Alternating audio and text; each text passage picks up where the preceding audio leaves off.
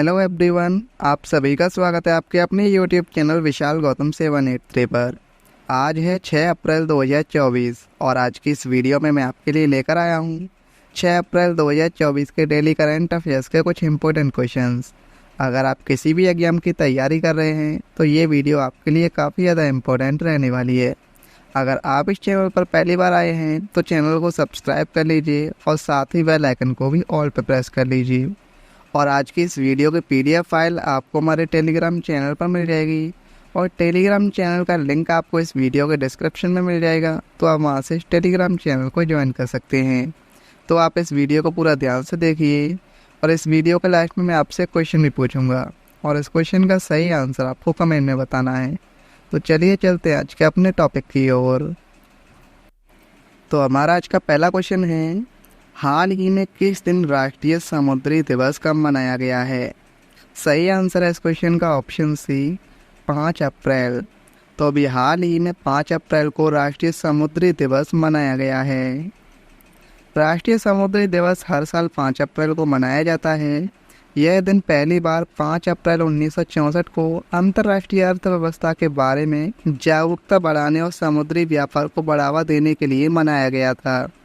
और इस दिन का उद्देश्य उन सभी व्यक्तियों की उपलब्धियों को पहचानना और सम्मानित करना भी है जिन्होंने भारतीय समुद्री क्षेत्र में योगदान दिया है। नेक्स्ट क्वेश्चन है, हाल ही में भारत के शीर्ष रैंक वाले शतरंज खिलाड़ी कौन बने हैं? इस क्वेश्चन का सही आंसर है ऑप्शन बी, अर्जुन एरिगेसी। तो अर्जुन एरिगेसी भारत के शीर्ष रैंक वाले शतरंज खिलाड़ी बने हैं। भारत के शतरंज खिलाड़ी अर्जुन एरिगेसी भारत के शीर्ष रैंक वाले शतरंज खिलाड़ी बन गए हैं। 2756 की बेंचमार्क रेटिंग के साथ एरिगेसी दुनिया में 9वें स्थान पर हैं और इस मामले में उन्होंने 5 बार के विश्व चैंपियन विश्वनाथन आनंद को पीछे छोड़ दिया है। और 21 वर्षीय अर्जुन के बाद FIDE रैंकिंग में दूसरे स्थान पर रहने वाले भारतीय विश्वनाथन आनंद हैं। बात करें FIDE की तो इसका पूरा नाम है फेडरेशन इंटरनेशनल डेक एक्केस। स्थापना हुई थी 20 जुलाई 1924 को। मुख्यालय इसका लुसाने स्विट्जरलैंड में और अध्यक्ष हैं अरकडी डोरकोविच।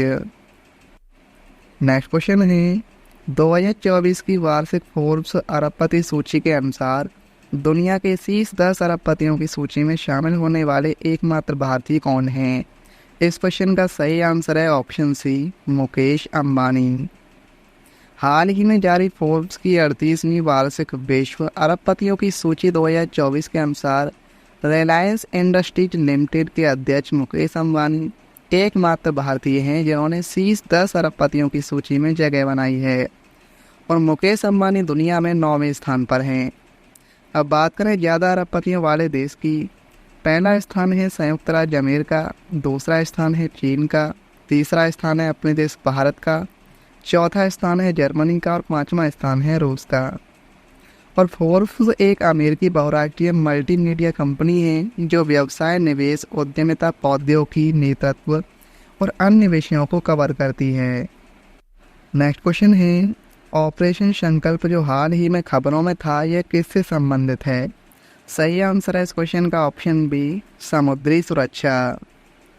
भारतीय नौसेना ने भारतीय जहाज़ों की सुरक्षा सुनिश्चित करने के उद्देश्य से फारस की खाड़ी और ओमान की खाड़ी में ऑपरेशन संकल्प शुरू किया है और समुद्री क्षेत्र में बढ़ते तनाव के जवाब में शुरू किया गया भारतीय नौसेना का ऑपरेशन संकल्प एक सफल प्रयास है। नेक्स्ट क्वेश्चन है, हाल ही में दोस्ती 16 अभ्यास कहाँ पर आयोजन किया गया? इस क्वेश्चन का सही आंसर है option C, Maldives.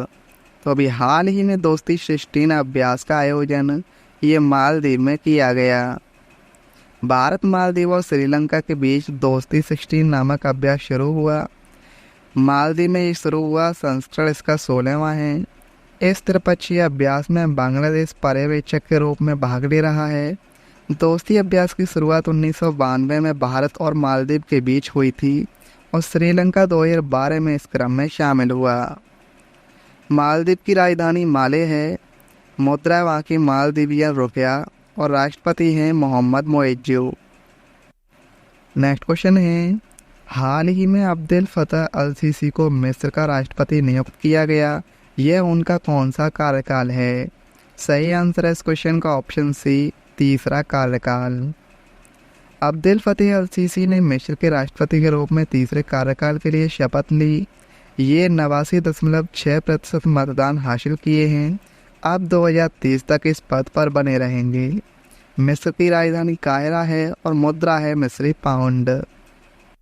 Next question है, हाल ही में किस यूरोपीय देश ने कैनाबिस के उपयोग को वैध किया? सही आंसर है इस क्वेश्चन का ऑप्शन बी, जर्मनी।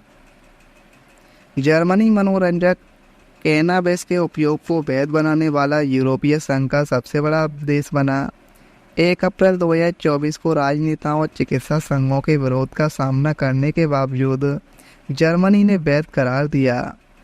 नए कानून के तहत 18 वर्ष से अधिक आयु के वयस्कों को अब 25 ग्राम तक सूखी भांग ले जाने और घर पर 3 marijuana पौधों की खेती करने की अनुमति है।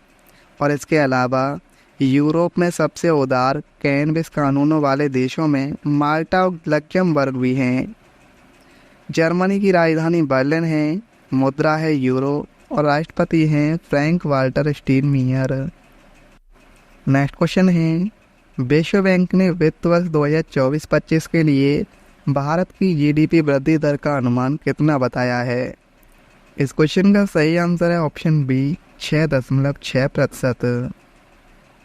विश्व बैंक ने वित्त वर्ष 2024-25 के लिए भारत की जीडीपी वृद्धि 6.4% से बढ़ाकर 6.6% रहने का अनुमान लगाया है। विश्व बैंक की अगर हम बात करें तो इसकी स्थापना हुई थी 1944 में। मुख्यालय वाशिंगटन डीसी में है और अध्यक्ष हैं अजय बंगा। नेक्स्ट क्वेश्चन है, वर्ष 2023-24 में कार्गो प्रबंधन के मामले में कौन सा बंदरगाह भारत में शीर्ष पर है?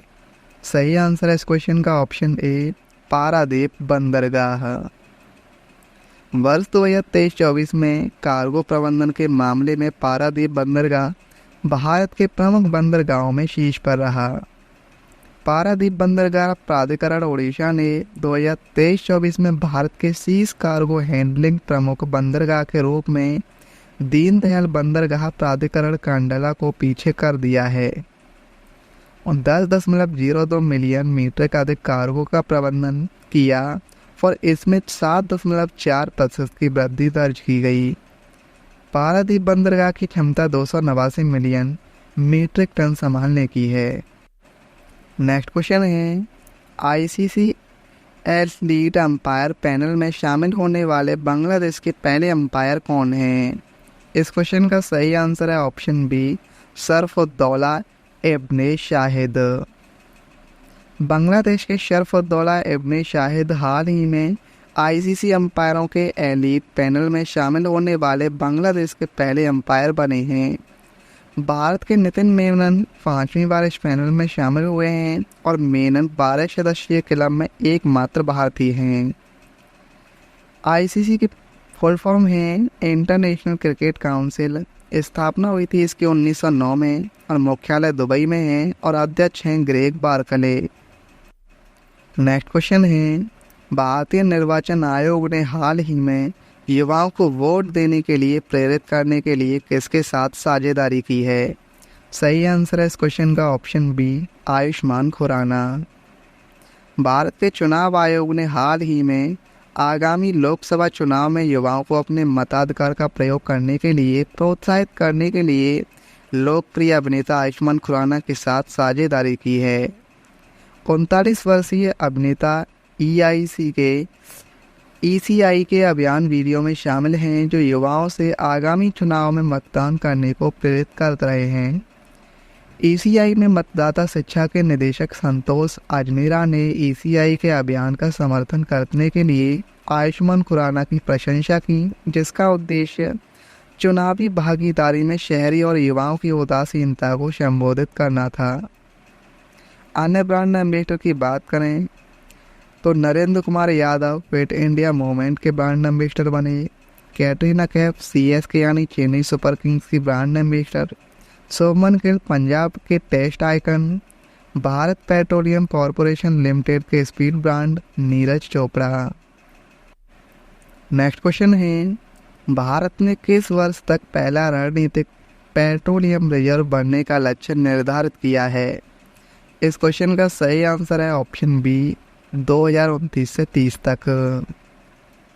भारतीय सरकार भारत का पहला निजी तौर पर प्रबंधित रणनीतिक पेट्रोलियम रिजर्व बनाने की योजना बना रहा है। इसके लिए 2029 से 30 तक का समय निर्धारित किया गया है। जापान और दक्षिण कोरिया जैसे देश जो निजी पट्टेदारों ज़्यादातर तेल बड़ी कंपनियों को कच्चे तेल का व्यापार करने की अनुमति देते हैं।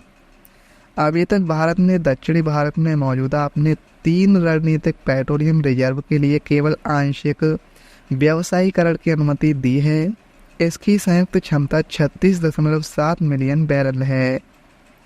भारत के लक्ष्य की अगर हम बात करें तो 100 नए एयरपोर्ट विकसित करने का लक्ष्य 2025 तक रखा गया। विश्व की तीसरी सबसे बड़ी अर्थव्यवस्था बनाने का लक्ष्य 2025। मवेशियों में फुट और माउथ रोग खत्म करने का लक्ष्य 2025 तक। भारत को $5 ट्रिलियन की अर्थव्यवस्था बनाने का लक्ष्य 2025। भारत को टीबी मुक्त देश बनाने का लक्ष्य 2025 तक रखा गया है। नेक्स्ट क्वेश्चन है, कैंसर के उपचार के लिए भारत की पहली घरेलू जीन थेरेपी को कहाँ लॉन्च किया गया? सही आंसर है इस क्वेश्चन का ऑप्शन सी, IIT बॉम्बे। हाल ही में भारत की राष्ट्रपति श्रीमती द्रौपदी मुर्मू ने IIT बॉम्बे में कैंसर के लिए भारत की पहली घरेलू जीन थेरेपी को लॉन्च किया। यह भारत की पहली जीन थेरेपी जिसे CSR टी सेल थेरेपी कहा जाता है। यह थेरेपी सुलभ और सस्ती है और यह कैंसर के खिलाफ लड़ाई में नई उम्मीद के तौर पर देखा जा रहा है। और जीन थेरेपी में कैंसर, सिस्टिक फाइब्रोसिस, हृदय रोग, मधुमेह, हीमोफीलिया और एड्स सहित विभिन्न बीमारियों का इलाज करने की क्षमता है। नेक्स्ट क्वेश्चन है, हाल ही में किस राज्य से अग्नि प्राइम नामक मिसाइल का सफलतापूर्वक परीक्षण किया गया? सही आंसर है इस क्वेश्चन का ऑप्शन ए, उड़ीसा राज्य। उड़ान परीक्षण सामरिक बल कमान द्वारा रक्षा अनुसंधान और विकास संगठन के साथ मिलकर ओडिशा के तट पर डॉक्टर APJ अब्दुल कलाम द्वीप से आयोजित किया गया था। और रक्षा मंत्रालय के अनुसार अग्नि प्राइम नई पीढ़ी की एक बैलिस्टिक है और इसने अपने विश्वसनीय प्रदर्शन को प्रमाणित करते हुए सभी परीक्षण उद्देश्यों को पूरा किया। ओडिशा की राजधानी भुवनेश्वर है। मुख्यमंत्री हैं नवीन पटनायक और राज्यपाल हैं रघुवर दास। नेक्स्ट क्वेश्चन है, गठिया गेहूं को हाल ही में GI टैग दिया गया, यह किस राज्य से संबंधित है? सही आंसर इस क्वेश्चन का ऑप्शन बी, उत्तर प्रदेश राज्य से। कठिया गेहूं को हाल ही में भौगोलिक संकेत यानी GI टैग प्रदान किया गया है। यह उत्तर प्रदेश के बुंदेलखंड क्षेत्र की कृषि उपज है।